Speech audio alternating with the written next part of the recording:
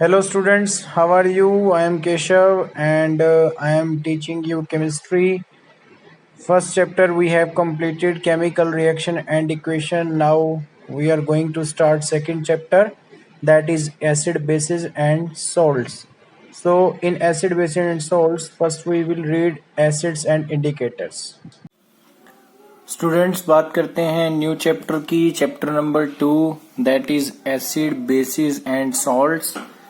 यानी कि 3 तरह के हमने अलग अलग कंपाउंड्स पढ़ने हैं, एक एसिड है, एक बेस है और एक सॉल्ट है। मींस एसिड और बेस से जो बनते हैं वो सॉल्ट बनते हैं। अब हमने इस चैप्टर में क्या रीड करना है, एक तो इसकी डेफिनेशन, इसकी प्रॉपर्टीज और इसकी केमिकल रिएक्शन। सेम हमने बेसिस की पढ़नी है और कुछ सॉल्ट्स हमारे सिलेबस में हैं, वो हम सॉल्ट्स को जब आएंगे तब हम करेंगे। क्लियर? तो सबसे पहले मैं उठाता हूं एसिड को, कि एसिड है क्या, व्हाट आर एसिड्स। एसिड्स क्या होते हैं? एसिड्स वो हैं कि जो डिसोसिएट करें या आयोनाइज करें हाइड्रोजन आयंस को वाटर में, उन्हें हम एसिड बोलेंगे। Means acid are those which dissociate into water to produce hydrogen ions. जैसे HCl आप सबने सुना है, हाइड्रोक्लोरिक एसिड है। H2SO4 का एग्जाम्पल आपने सुना होगा, H2SO4 जिसको हम सल्फ्यूरिक एसिड बोलते हैं। ये भी एक एसिड है क्योंकि ये भी हाइड्रोजन आयन और SO4-2, ये क्या हो गया, ये सल्फेट आयन, ये H पॉजिटिव और chlorine negative. H positive hydrogen ion, ये देखिए ये भी हाइड्रोजन आयन, जो हाइड्रोजन आयन को प्रोड्यूस करेंगे वो एसिड होंगे। ऐसे कंपाउंड जो हाइड्रोजन आयन को प्रोड्यूस करें वो एसिड होंगे, और जो हाइड्रोजन आयन प्रोड्यूस नहीं कर रहे, क्लियर, जो OH नेगेटिव आयन प्रोड्यूस कर रहे हैं उनको हम बेस कहेंगे, जिसको हम आगे पढ़ेंगे। ये तो है इसकी डेफिनेशन कि जो हाइड्रोजन आयन प्रोड्यूस कर रहे हैं वो एसिड्स हैं। अब इनकी प्रॉपर्टीज क्या हैं? सबसे पहला ये सोर इन टेस्ट है, खट्टे होते हैं, ये टेस्ट के अंदर सोर है।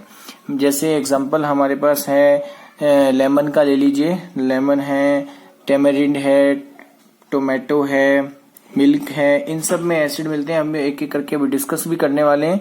तो इनका टेस्ट होगा सोर। जितने भी हमारे जो सिट्रस फ्रूट्स हैं, खट्टे फल है, वो सब के सब जो हैं उनमें एसिड मिलेगा। दूसरा कहते हैं कि टर्न्स ब्लू लिटमस रेड, ये हम पहले भी पढ़ चुके हैं कि ब्लू लिटमस को रेड कर देता है जो, वो होता है एसिड। क्लियर? तीसरा कंडक्ट इलेक्ट्रिसिटी। अगर इनकी 1 to 2 ड्रॉप, जैसे हमने लाइट डिकम्पोजिशन देखा था, उसमें 2 to 3 ड्रॉप्स हमने H2SO4 की ऐड की थी। वो इसलिए ऐड की थी ताकि हम इलेक्ट्रिसिटी को कंडक्ट करवा सकें। लाइट डिकम्पोजिशन, सॉरी लाइट नहीं, वो water decomposition reaction. Water decomposition में हमने पढ़ा था, जिसमें हम इलेक्ट्रोलिसिस पढ़ रहे थे। इलेक्ट्रोलिसिस में क्या था, हमने 2 या 3 ड्रॉप हमने डाला था, किसको, H2SO4 या HCl, किसी भी एसिड को आप डाल सकते हैं ताकि वो एक गुड कंडक्टर बन जाए इलेक्ट्रिसिटी का। क्लियर? नेक्स्ट इसके बाद है कि जो एसिड्स हैं वो 2 टाइप के होते हैं। First is the organic acid and second one is the mineral acid. तो सबसे पहले हम बात करेंगे ऑर्गेनिक एसिड्स की, उसके बाद बात करेंगे हम मिनरल एसिड्स की। तो ऑर्गेनिक एसिड्स क्या होते हैं कि ऐसे एसिड जो हमें नेचुरली फाइंड मिलते हैं। तो जैसे ये वीक एसिड्स हैं। क्लियर? ऑर्गेनिक एसिड के काफी एग्जांपल्स हैं हमारे सिलेबस में, जैसे है विनेगर, क्लियर, जिसके अंदर एसिटिक एसिड होता है, सिट्रिक एसिड जो लेमन में है, ऑक्सैलिक एसिड जो टोमेटो में है, टार्टरिक एसिड जो टेमेरिंड में है, लैक्टिक एसिड जो मिल्क में है, एंड स वेरी इंपॉर्टेंट मिथेनोइक एसिड। ये बहुत इंपॉर्टेंट एसिड है, काफी बार एग्जाम में आ चुका है। मिथेनोइक एसिड जो nettle sting and sting. Nettle क्या है? एक नेटल एक प्लांट होता है जिनके अंदर जो स्टिंग होते हैं, वो स्टिंग्स के अंदर एसिड होता है। ये जो स्टिंग्स हैं वो सेफ्टी के लिए हैं, और सेफ्टी के लिए तो ये क्या करते हैं, जैसे ही कोई पर्सन इसको टच करता है तो इनके जो स्टिंग्स हैं जब पर्सन के अंदर चले जाते हैं तो उसमें एसिड रहता है, जिससे स्वेलिंग आ जाती है। और एंड स्टिंग, कोई भी एंट अगर किसी पर्सन को कट करती है तो उस केस में वो भी अपने बॉडी से क्या इंसर्ट करती है ह्यूमन बॉडी में, वो भी मिथेनोइक एसिड इंसर्ट करती है, जिससे स्वेलिंग आ जाती है। ये जो भी एसिड्स हैं ये सारे वीक एसिड्स हैं। ये सबसे इंपॉर्टेंट है, इसका नाम आप याद रखिएगा कि मिथेनोइक एसिड होता है किसके अंदर, नेटल एंड स्टिंग में। क्लियर? नेक्स्ट इसके बाद बात करेंगे मिनरल एसिड की। मिनरल एसिड वो एसिड हैं जो स्ट्रॉन्ग हैं, जो डेंजरस हैं, जो मिनरल्स से हमें मिलते हैं। For example hydrochloric acid HCl पेट में भी होता है ये। अच्छा, sulphuric acid H2SO4, nitric acid HNO3, ये फॉर्मूला आपने याद रखने इनके। HCl हाइड्रोक्लोरिक एसिड को बोलते हैं, sulphuric acid H2SO4, nitric acid HNO3। ये सारे के सारे एसिड्स जितने भी हैं ये डेंजरस हैं। मींस अगर ये बॉडी के ऊपर किसी भी ऑर्गन के ऊपर अगर ये कहीं भी गिर जाते हैं तो उस केस में बॉडी को वेरी वेरी वेरी सीवियर, जिसको कह सकते हैं कि बर्न हो सकता है। इसीलिए मिनरल एसिड जो हैं बड़े ही ध्यान से यूज करने होते हैं, बड़े ही सोफिस्टिकेटेड वे से इसको यूज किया जाता है। बिल्कुल इसको ऐसे नहीं है कि आप किसी भी तरीके से यूज कर लें, नॉट पॉसिबल। इसके बाद हम बात करते हैं कॉन्सेंट्रेटेड एंड डाइल्यूट एसिड्स की। Then what are concentrated and what are dilute acids. Concentrated acid वो होते हैं जो कि जिसके अंदर हम बात करें कि minimum possible amount of water हो या ना हो। मैंने आपसे पहले भी ये डिस्कस किया था कि कॉन्सेंट्रेटेड और डाइल्यूट में क्या डिफरेंस होता है। कॉन्सेंट्रेटेड आर दोज जिसके अंदर या तो वाटर की अमाउंट बिल्कुल ही नेग्लिजिबल होगी या नहीं होगी, तो ये होते हैं सारे एसिड्स कॉन्सेंट्रेटेड एसिड, मीन्स जिसमें वाटर नहीं है। डाइल्यूट एसिड मीन्स वो होता है कि जिसके अंदर much more amount of water है। मीन्स हमने एसिड लिया और उसको वाटर के अंदर डिसॉल्व कर लिया तो हम उसको बोलेंगे डाइल्यूट एसिड, क्योंकि उसके अंदर प्रेजेंट क्या है, वाटर है, तो हम उसको नाम देंगे dilute acid. These are the two forms, concentrated and dilute form of acids. और इसके बाद हाउ टू डाइल्यूट एसिड, किस तरह से हम एसिड को डाइल्यूट करें। जब भी हम लेबोरेटरी में किसी भी एसिड को डाइल्यूट करते हैं तो हम किस तरीके से करें डाइल्यूट, ये हमने क्वेश्चन देखना है इसमें कि कैसे डाइल्यूट किया जाए, हाउ टू डाइल्यूट एसिड। ये बड़ा इंपॉर्टेंट क्वेश्चन है, बोर्ड में भी आया हुआ है ये question, how to dilute acid. तो इसको आप ध्यान से सुनिएगा कि सबसे पहले हम क्या करते हैं कि किसी भी बीकर के अंदर सबसे पहले हम क्या करेंगे कि कुछ अमाउंट में वाटर लेंगे।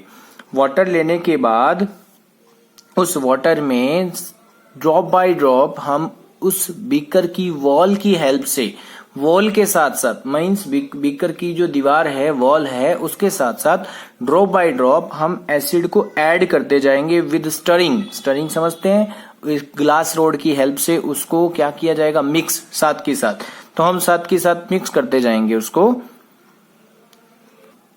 तो इस प्रोसेस में हीट भी जनरेट होती है, क्लियर। तो इस प्रोसेस में जैसे जैसे हम मिक्स करते जाएंगे वैसे वैसे हीट जनरेट होगी।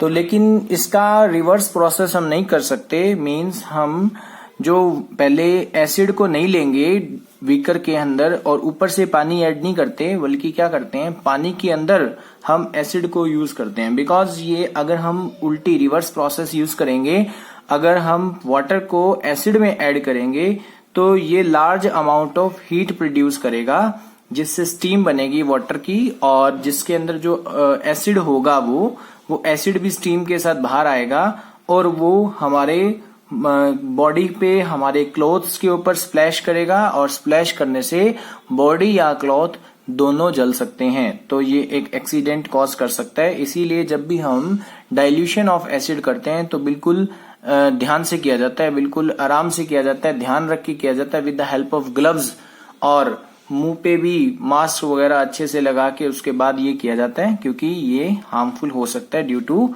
Exothermic reaction.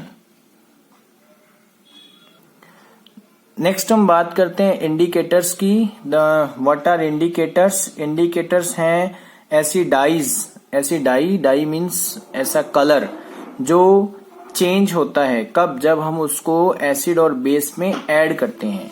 ये कैसे अपने इफेक्ट को मीन्स कैसे शो करते हैं कि कोई भी सब्सटेंस हम जो ले रहे हैं वो एसिड है या बेस है। तो जैसे ही हम इंडिकेटर को ऐड करते हैं, जो कि एक डाई होती है जो अपने कलर को चेंज करती है जब एसिड और बेस में जाती है, तो उससे हम ये पता लगा लेते हैं कि जो हमें सोल्यूशन दिया गया है वो एसिड है या बेस है। मीन्स अगर मान लो लिटमस पेपर की बात करें तो ब्लू टू रेड, अगर वो ब्लू टू रेड हो रहा है तो हम बोलेंगे कि वो एसिड है जो भी हमें लिक्विड मिला है। अगर रेड टू ब्लू अगर बात करें तो रेड टू ब्लू कब होगा, जब वो बेस होगा। तो हम कहेंगे कि indicator, given indicator is a base when it turns red to blue.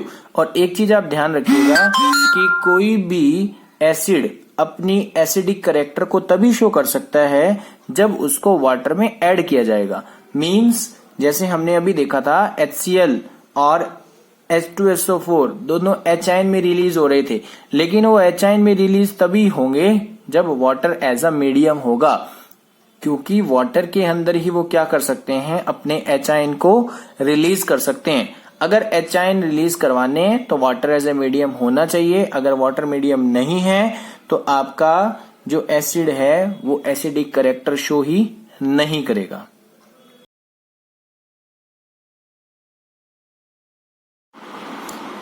Next हम बात करेंगे कि कौन कौन से इंडिकेटर्स हम यूज करते हैं हमारी लेबोरेटरी के अंदर भी।